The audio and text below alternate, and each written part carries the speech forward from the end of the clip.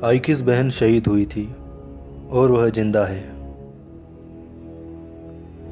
इंशाअल्लाह तुम उससे ज़रूर मिलोगे। मैं तुमसे वादा करता हूँ हम उस काफिर नोयान से बदला ज़रूर लेंगे, और अगर हमने नोयान से बदला नहीं लिया तो हम पर यह ज़िंदगी हराम होगी। अस्सलाम वालेकुम दोस्तों, पिछले एपिसोड में आपने देखा कि गोंदुकदू सुलजान को 2 थप्पड़ मारता है। इसके बाद सलजान रोते हुए हाइमा खातून के खेमे में चली जाती है और उनको बताती है कि गोंदुकदू ने मुझे मारा है, जिस पर गोकचे उसे कहती है कि तुम इसी काबिल थी, जबकि हाइमा खातून और हलीमा उसे दिलासा देती है और आराम करने को कहती है। दूसरी तरफ आयतुल खातून तुतेकिन को अपनी साजिश का शिकार बनाते हुए कहती है कि गोंदुकदू हाइमा खातून का सौतेला बेटा है और गोंदुकदू की बीवी भी अच्छी औरत नहीं है, जिसकी वजह से वो अकेला हो गया है, इसलिए तुम्हें उसके साथ ताल्लुकात बढ़ाने चाहिए ताकि वो तुम्हारे हर काम में तुम्हारी मदद कर सके। इसके अलावा आयतुल कहती है कि मैं अपने भाई की बेटी गोंजागुल की शादी गोंदुकदू से कराना चाहती हूँ और तुम गोकचे से शादी कर लेना। इसके बाद गोंदुकदू हमारे कब्जे में हो जाएगा।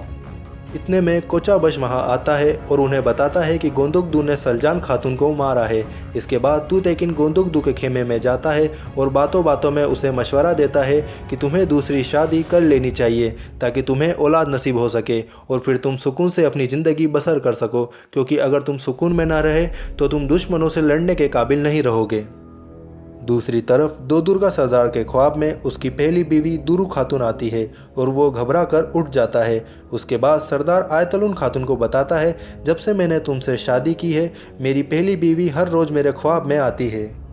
फिर वो आयतुल को बताता है कि किस तरह शाम को उसकी पहली बीवी खाना खा रही थी और अचानक उसकी फौत हो गई और उसने आखिरी नाम तुम्हारा लिया था, जिस पर आयतुल चौंक जाती है और सरदार से पूछती है कि उसने मेरा नाम क्यों लिया होगा, जिस पर सरदार कहता है कि वो हम दोनों के बारे में सब कुछ जान चुकी थी, इसलिए तुम्हारा नाम लिया था। दूसरी तरफ अर्तुरुल को भी एक ख्वाब आता है जिसमें वो देखता है कि कहीं पर हिरन का बच्चा भाग रहा है और वहीं दूसरी तरफ से कुछ मंगोल आ रहे हैं। इतने में उसे इब्ने अरबी नज़र आते हैं और करीब आकर कहते हैं कि कब तक तुम यूं सोते रहोगे और अपने मकसद को कब आगे बढ़ाओगे। इसके बाद अर्तुरुल की आँख खुल जाती है। दूसरी तरफ काई कबीले के कुछ गद्दार सिपाही कबीले से कुछ दूर निकलकर एक जगह पहुँचते हैं जहाँ पर हमजा उन्हें लेने के लिए आता है और उनको कहता है आप लोग दुनिया की सबसे बड़ी फ़ौज का हिस्सा बनने जा रहे हैं। इसके बाद वो सभी सिपाहियों को सोने के सिक्के भी देता है, जिस पर वो सभी खुश हो जाते हैं और खुशी खुशी उसके साथ जाने को तैयार हो जाते हैं। लेकिन एक सिपाही कहता है मैं सुलेमान शाह के कबीले को धोखा नहीं दूंगा और सिक्के उसकी तरफ फेंक कर चले जाता है, लेकिन पीछे से हमजा तीर चला देता है और उसकी उधर ही मौत हो जाती है। दूसरी तरफ गोंदुकदू के कुछ सिपाही मेहमान खाने में जाते हैं जहां पर काई कबीले से मवेशी खरीदने वाला ताजिर मौजूद था, लेकिन जब वो अंदर जाते हैं तो हर तरफ लाशें बिछी हुई होती है। ताजिर और उसके साथी का कत्ल हो चुका होता है क्योंकि नोयान ने उन सबको तांगूत के हाथों मरवा दिया था। दूसरी तरफ तांगूत नोयान के पास पहुंचता है और उसे बताता है कि मैंने ताजिर और उसके सब साथियों को मार दिया है, जिस पर नोयान खुश होता है और कहता है कि अब गोंदुकदू अपने मवेशी नहीं बेच सकेगा और अब देखना यह है कि ऐसे हालात में दोदुर्गा कबीले वाले कब तक उन्हें खिलाएंगे और सहारा देंगे।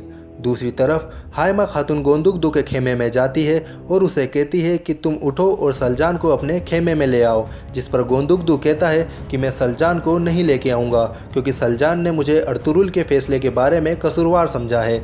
लेकिन हाइमा कहती है कि तुम ऐसा मत करो क्योंकि ये हमारे कबीले की रिवायात के खिलाफ है और तुम उसे अपने खेमे में ले आओ, जिसके बाद गोंदुकदू मान जाता है। दूसरी तरफ अर्तुरुल काफ़ी अरसे बाद पहली दफ़ा अपने बाएं हाथ से तलवार पकड़ता है और तुर्कुत के साथ तलवारबाजी करता है, लेकिन कुछ देर बाद अर्तुरुल की तलवार उसके हाथ से छूट जाती है। तुर्कुत उसे दोबारा तलवार पकड़वाता है, लेकिन अर्तुरुल कहता है कि उसकी ज़रूरत नहीं है क्योंकि अभी मेरा हाथ इस काबिल नहीं हुआ है कि तलवार पकड़ सके। और यही दोस्तों इस एपिसोड का लास्ट सीन होता है।